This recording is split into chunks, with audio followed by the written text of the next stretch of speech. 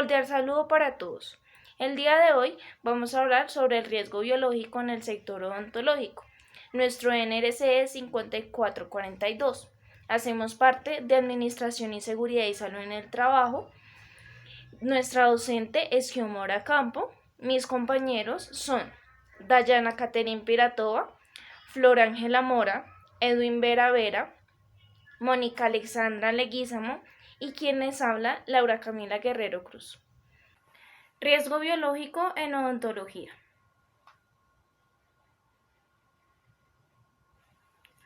En esta cartilla les hablaremos sobre el propósito que tenemos en el contexto laboral para el riesgo biológico odontológico.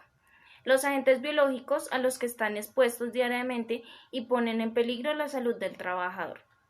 Para ello, el personal que se encuentra en este sector debe tener en cuenta las medidas de prevención, los procesos de desinfección, las vacunas y sus esquemas, los procesos y los elementos de protección personal y el análisis del riesgo para poder minimizar. La odontología es la especialidad médica que se encarga y se dedica al estudio de los dientes, encías y al tratamiento de estos, así como el aparato estomagnonático, el cual se encuentra compuesto por la cavidad oral, la cara, el cuello y la parte del cráneo.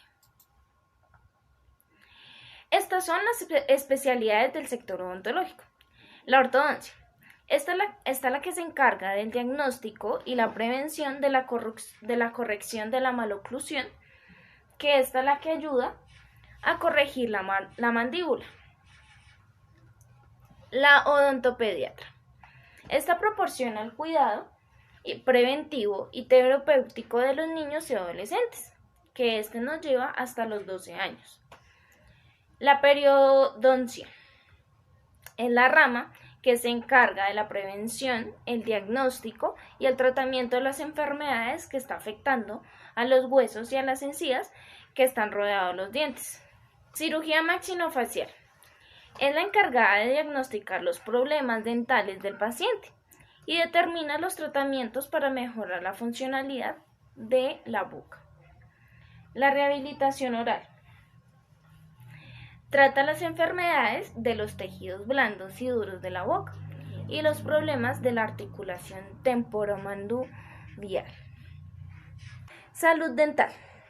Se encarga de aplicar los tratamientos básicos y brindar recomendaciones e indicaciones sobre la higiene y la salud bucodental. Yo la cambié. Los profesionales del área de odontología se encuentran expuestos a diferentes fluidos, como lo es la sangre, la secreción, las nasales y esto pueden encontrarse en diferentes tipos, que son los agentes biológicos. Son los virus, las bacterias, los hongos y los parásitos, ya que estos pueden albergar a la boca.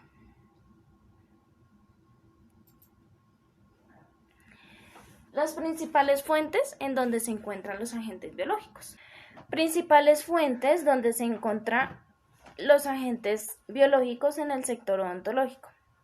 Los agentes biológicos los podemos encontrar en el pavimento, las superficies, el dióxido de carbono y el agua, H2O. También estos los podemos encontrar en los seres vivos. En una clínica odontológica los encontramos en pacientes, en el personal que interviene al paciente, los instrumentos de intervención, el mismo paciente también es una fuente, el piso, las sábanas, el agua y las camillas. ¿Qué puede pasar? Eso es lo que nos preguntamos todos nosotros. En la odontología, en el trabajo intraoral, como en la ortodoncia, que este es un proceso que se encarga de extraer un diente del paciente. Y esto puede existir el peligro de contraer bacterias, virus y hongos. Por ello, puede suceder el riesgo de contraer alguno de estos agentes biológicos. ¿Cómo puede pasar? Actividades intraorales como la tartectomía, la exodoncia, la profilaxis o por la intervención de absceso, que es la acumulación de pus generada por la infección de estas intervenciones. Los tipos de agentes biológicos que hemos encontrado en el sector biológico se los vamos a mencionar a continuación. El primero es el tipo de virus que se llama influenza. La enfermedad que produce principal es la gripe. Sus síntomas pueden causar fiebre, tos, cefalea, malestar general y en algunas ocasiones la rinitis. Nuestro segundo agente son los hongos. Su nombre es Candidiasis albicans. La vía de ingreso es dérmica y parental, de forma respiratoria o digestiva.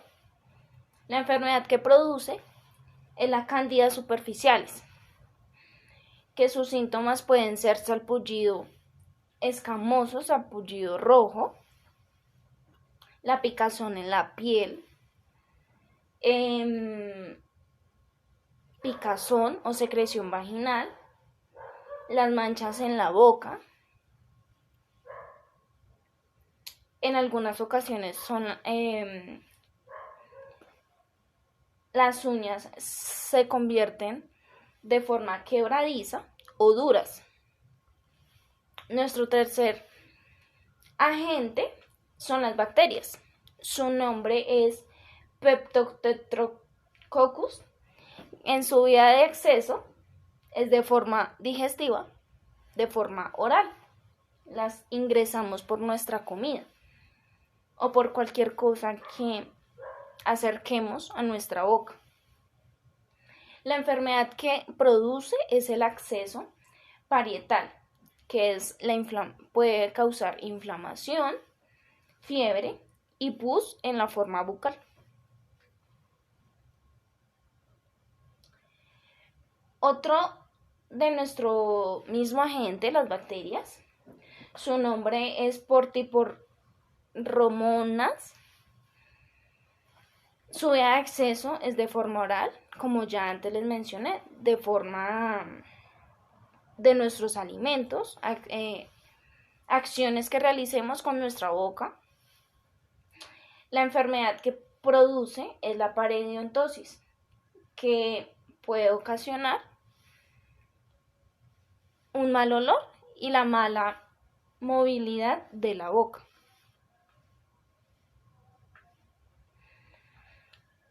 Otra bacteria se llama la Campylobacter, que la vía de acceso es de forma dérmica, por la piel, parental, respiratoria o digestiva, que es de forma oral o fecal.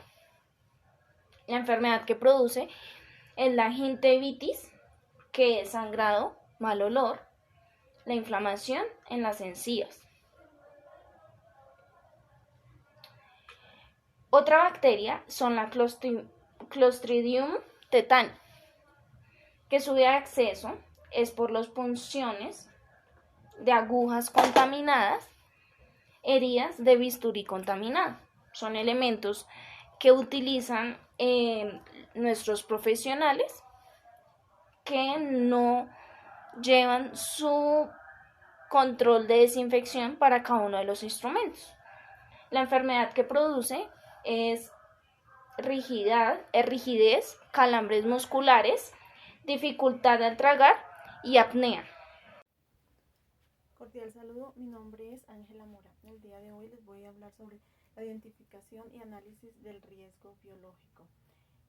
Riesgo biológico es la exposición de agentes vivos que al penetrar en nuestro organismo son capaces de originar diferentes tipos de enfermedades. Estas enfermedades son el herpes simple, tipo 2, el VIH, la hepatitis B o C, virus, bacterias y otros tipos de hongos. Estas actividades laborales se pueden transmitir por vía respiratoria, por vía digestiva, también sanguínea, por la piel, por las mucosas. Este se puede presentar cuando se generan cortaduras, cuando se generan pinchazos, salpicaduras de sangre, la sangre que viene con el pus y que son provenientes de la cavidad bucal de los pacientes. También por contacto de saliva, de secreción nasal, por tos, por estornudos. También por la inhalación de aerosoles infecciosos en el área o en superficie de trabajo, en este caso pues sería en los consultorios odontológicos.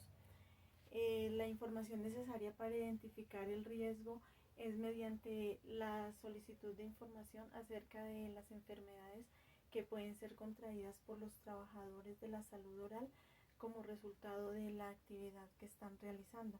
Al tener estos datos obtenidos permiten que el riesgo sea valorado y así estimule la urgencia para elaborar un plan de prevención, ya que el riesgo de contaminación casi siempre es alto y obliga a seguir las normas de bioseguridad y medidas de prevención al ser atendidos estos pacientes que pueden sufrir cualquiera de estas patologías.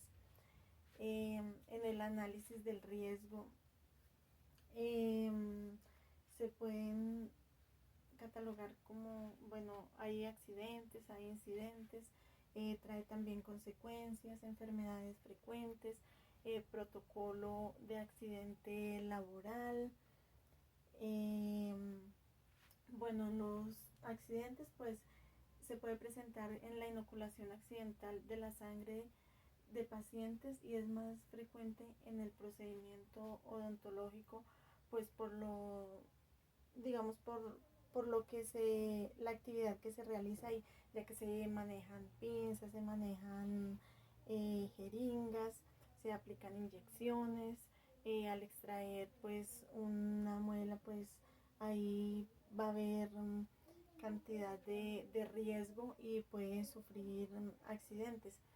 Se considera que un odontólogo sufre aproximadamente un accidente laboral 2 o 3 veces al año por esta misma causa, y se presenta con mayor frecuencia durante el primer año de experiencia laboral.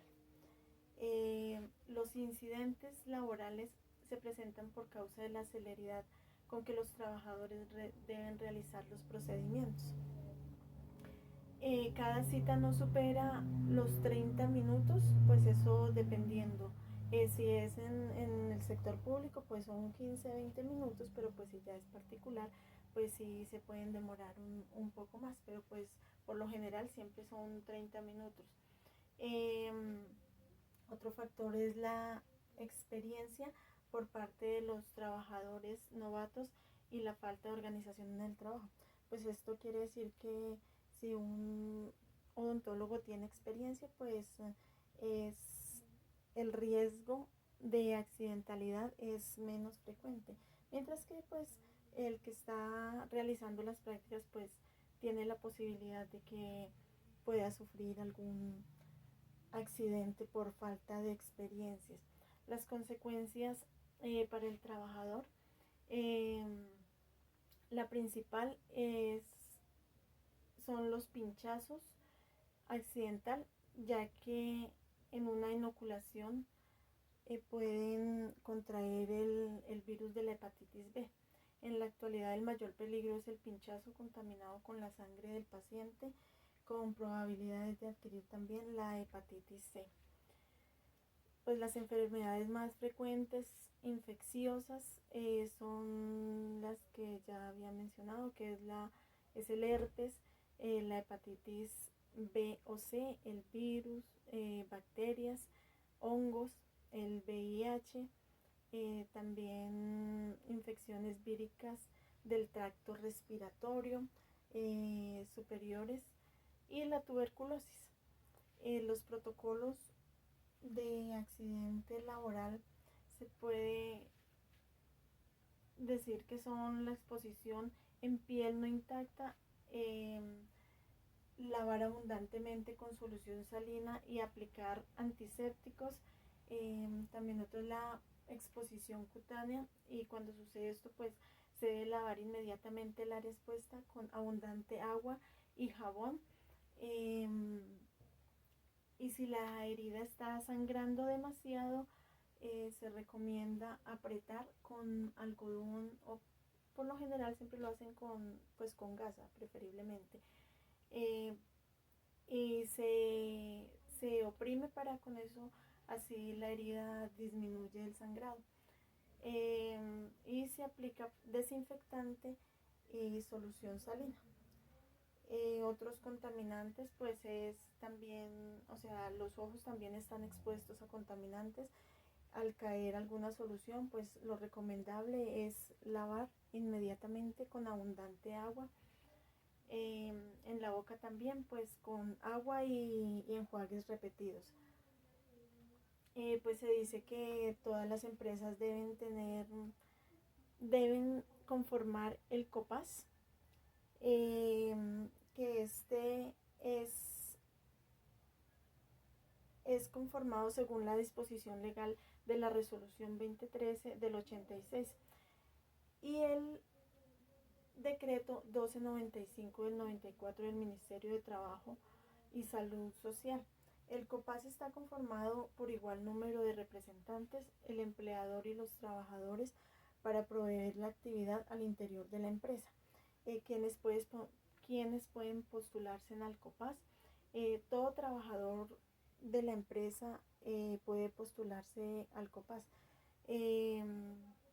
siempre y cuando tengan un contrato laboral, bien sea a término fijo o indefinido, y participar activamente sin importar el rango que tengan o la actividad que realizan. El COPAS está conformado por un número igual de representantes de los trabajadores y el servicio de odontología, con sus respectivos suplementos. La elección de los miembros del COPAS, los representantes del empleador, serán nombrados mediante votación. Siempre se hace por votación libre. Los empleados realizan la votación, y ya al finalizar la tarde se hace el escrutinio y ya se sabe quiénes son los nuevos representantes para los empleados en el COPAS.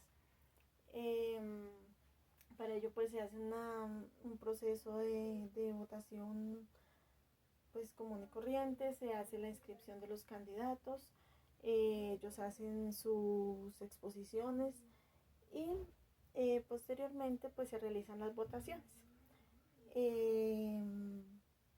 Y esto es todo, muchas gracias. Cordial saludo, mi nombre es Mónica Leguizamo y el día de hoy les voy a hablar sobre la exposición de riesgos biológicos en el consultorio de odontología y sobre los elementos de protección que se usan. Los riesgos biológicos son los producidos en el consultorio, que por sus características infecciosas pueden afectar al personal que se encuentra laborando, y estos pueden ser de origen biosanitario y de origen cortopunzante. Los biosanitarios son todos aquellos elementos o instrumentos que queden con adherencia de los fluidos que están en la cavidad bucal, como la saliva o la sangre. En este caso sería más la sangre, si depende del procedimiento que se esté realizando. Y los cortopunzantes son los que sus características, como le dicen cortopunzantes, nos pueden lesionar o causar un accidente percutáneo, como lo son las agujas o las hojas de bisturí.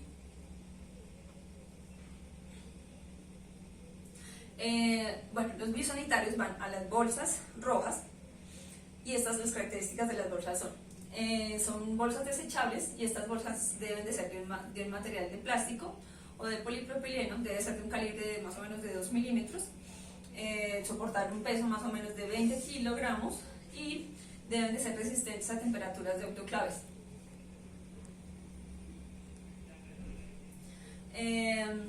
A su vez, las bolsas deben ir en un recipiente, que es esta que es la caneca. Esa caneca siempre debe ir con su logo, la etiqueta o el logo, que es el de Biosar, que es el que se caracteriza por el riesgo biológico. La caneca debe ir, la bolsa debe ir en esta caneca más o menos por fuera, un cuarto por fuera, para que después cuando se amarre, quede la posibilidad de amarrar y para que no se contamine la caneca. Este es el guardián, que también va con su respectivo logo de Biosar, donde se inserta, donde se colocan los elementos cortopunzantes. Tiene una boquillita pequeña para que se depositen aquí, y una boquilla específica para que se elimine la aguja de la jeringa.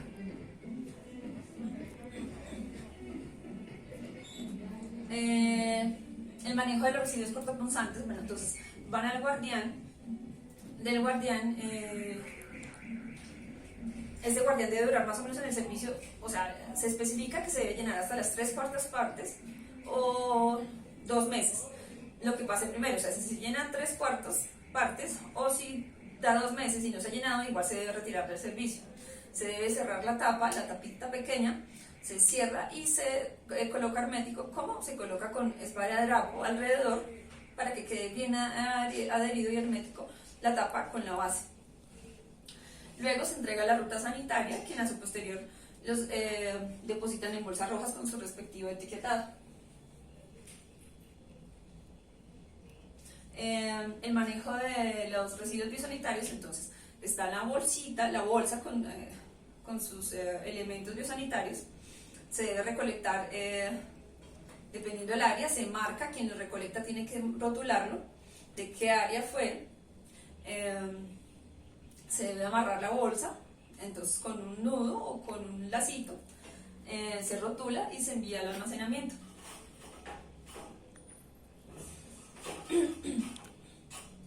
Este es el rotulado del respectivo de los biosanitarios, que sería como el guardián, y del biosanitario, los cuales deben ir con la institución, el origen, el tiempo de exposición, el responsable.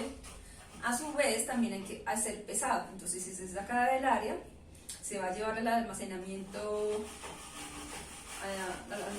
medio, se debe hacer un pesaje para así llevar al almacenamiento para traslado. El movimiento interno de los residuos debe estar compuesto por una ruta sanitaria, la cual debe estar a la visibilidad de todos, debe estar señalada por dónde va la ruta sanitaria y a qué horas debe pasar. Siempre se debe aplicar un protocolo de limpieza y de desinfección de los recipientes cada vez que se realiza esto. Y quien realiza este procedimiento, que son las empleadas de las niñas de servicios generales, deben de llevar sus elementos correctos de protección de personal, como la tapabocas, la cofia, guantes, delantal, botas. El almacenamiento de estos residuos se realiza en un cuarto, el cual debe ser lavable completamente, entonces por ende sus techos, sus paredes y sus pisos se deben de ser lavables, deben de tener medidas preventivas, contenedores, ventilación, extinguidores, y debe estar, es un área restringida. El tiempo que deben estar los residuos en este almacenamiento es de entre 72 horas hasta 3 días máximo, antes de que se haga la recogida. Entonces, el tratamiento de la exposición de estos residuos está a cargo de Ecocapital, la empresa que se encarga de hacer la respectiva eliminación de los residuos. Es el tratamiento que se le da siempre de alta eficiencia, está a cargo de esta empresa, y la termodestrucción o la incineración. Entonces, es como dependiendo el origen del residuo, se le hace la disposición final. Si es residuo sanitario, entonces primero hay que desactivarlo y iría al relleno sanitario. Si es cortopunzante, entonces hay que hacerle la hermeticidad y va a incineración. Los anatomopatológicos, en este caso, pues no tenemos, porque serían dientes, pero generalmente los consultores de odontología se manejan como elementos de educación. Seguimos con los elementos de protección personal que debe poseer el personal que labora en el consultorio odontológico. Estos se basan por guantes que se debe usar por cada paciente. Deben de ser guantes de látex, vinilo y nitrilo, los cuales están sobre las normas NTC 1836, 2219. Estos se deben depositar en la caneca de biosanitarios después de cada uso por paciente, o si están llenos de saliva o fluidos de la boca. Para el cuerpo se debe utilizar una bata desechable que debe ir cubriendo todo el brazo y más o menos 3/4 de la rodilla. La norma que la cobija es la NTC 2021 y la 2037. Esta debe ser desechable, así que también se deposita en la caneca de biosanitario. Para la cabeza se debe usar una cofia o gorro, la cual es más para protección de que nuestro cabello no esté en contacto durante los procedimientos. En el caso de la mascarilla, en este caso se utilizaría más una mascarilla quirúrgica, no N95, pero ya que se utiliza una careta. Las normas de las mascarillas generalmente están sobre el manejo de la 8.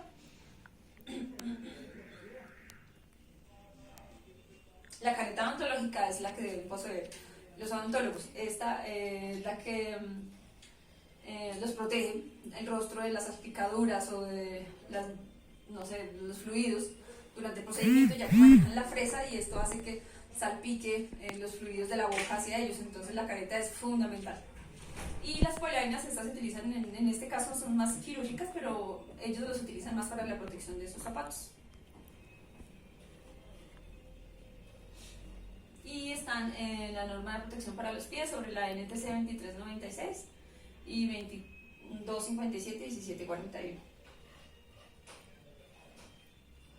Muchas gracias. Hola, mi nombre es Edwin. Hoy vamos a hablar de prevención y control y iniciaremos con la prevención y control en la fuente, la cual debemos tener en cuenta como principio fundamental de las precauciones universales, y es considerar a todo paciente como un potencial infectado, al igual que sus fluidos.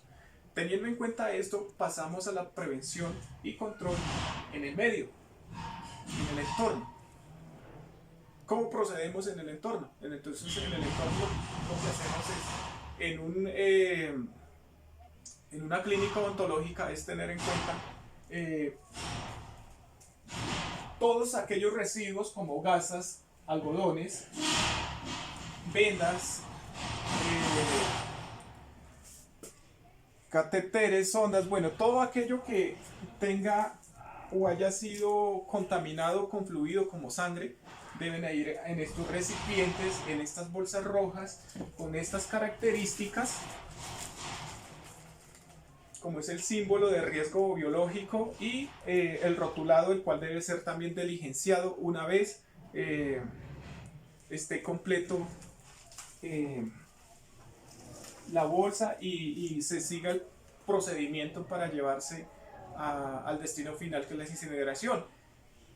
Esto es verificado y controlado por la empresa que hace este procedimiento para llevarlo a la incineración. Es necesario también destacar de que existen 3 residuos biológicos, como por ejemplo, está el cortopunzante. Está el cortopunzante, es aquel donde van las jeringas, las cuchillas, las agujas. Esos son los cortopunzantes, y ellos van dentro de un recipiente que se llama guardián, que también tiene ciertas características. Tenemos también el de residuos biosanitarios, que era el que hablábamos ahorita, de los algodones, los guantes, los tapabocas, todo esto va allá. Estos dos van a unos depósitos donde también debe tener ciertas características, como por ejemplo debe estar elevado de 30 centímetros del piso, y ubicado en estantes estas bolsas. Si no existen los estantes, debe entonces haber unas canecas donde podamos hacer esta disposición. El que marca la diferencia es el de residuos anatopatológicos, los cuales son aquellas partes que son de un paciente, como por ejemplo en el caso de odontología los dientes, las muelas, la sangre que sale de él, y se le debe dar el tratamiento o disposición con doble bolsa, porque si se llega a romper y como son fluidos y tiene más líquidos, entonces es posible que se rompa. Entonces se debe proceder con dos bolsas y hacer doble nudo, tanto en los biológicos, en los biosanitarios, perdón, como cortopunzantes, y los anatopatológicos se deben hacer doble nudo. Y el anapatológico debe ir a una nevera donde se va a congelar, y después de esto pues se le viene a dar el tratamiento también con la empresa que le va a dar disposición final a este residuo.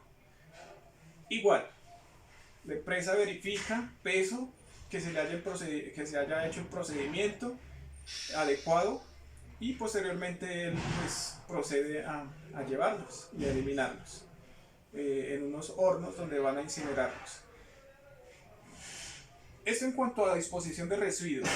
En el medio también podemos aplicar barreras químicas, como por ejemplo el fluoraldehído al 2%, que es donde tomamos los instrumentos de odontología y los desinfectamos. Existen dos formas o dos tiempos de desinfección, uno de 20 minutos a 40, que es el de bajo nivel, y tenemos el de alto nivel, que es de 6 horas o más horas, y a este se le llama desinfección de alto nivel. Seguido a esto tenemos un autoclave, debe haber un autoclave donde se llevan estos instrumentos, y lo que se hace es a unos grados de 120 grados, podemos hablar ya de esterilización. En ese momento podemos hablar de esterilización, para que se haga pues el protocolo, el paso a paso de una limpieza, esterilización, desinfección y esterilización completa. Y en los demás equipos, como superficies, ventanas, las sillas de los pacientes, utilizamos el alcohol al 5%, el alcohol al 1%, el 5% es para desinfectar instrumentalización, y también tenemos el hipoclorito de sodio al 2%. No, perdón, no recuerdo cuál es el del hipoclorito de sodio. Pero bueno, sé que el hipoclorito de sodio se aplica a las superficies del 1%. Entonces, hecho esto, procedemos entonces a las medidas de prevención y control en el individuo. En este caso, el auxiliar de odontología, el especialista de odontología, donde vamos a mirar que esta persona tenga sus elementos de protección personal, y obviamente que cumpla con las normas internacionales, como son NIOSH, ANSI y OSHA, los cuales ellos verifican el paso a paso del protocolo de aquellos elementos de protección, y que cumplan con la protección del cuerpo del trabajador. También tenemos exámenes médicos, tenemos que verificar que los trabajadores tengan las vacunas para que generen anticuerpos en su persona. Y ¿qué más hablaríamos para control? Bueno, es de resaltar que todo lo que he dicho no son inventos. Esto está respaldado, sustentado con normas. En este caso hablemos del decreto 351 de 2014, que nos habla del almacenamiento y tratamiento de la disposición de residuos y material contaminado.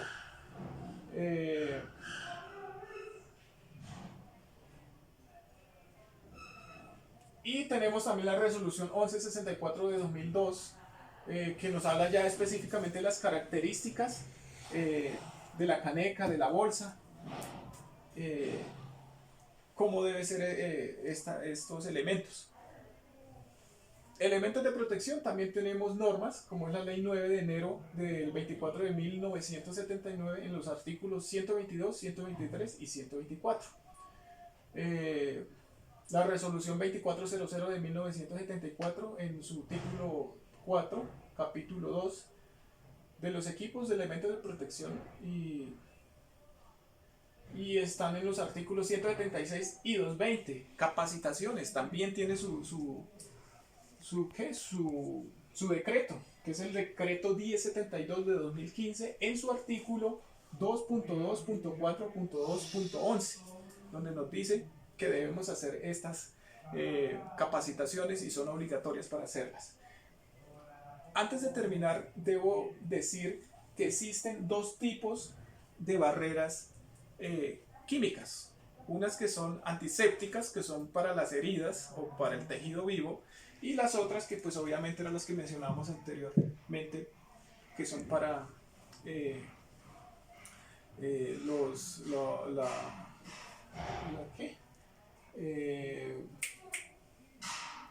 que sirven para aplicar en el medio. Disculpe. Bueno, eso es lo que queríamos hablar de prevención y control. Muchas gracias.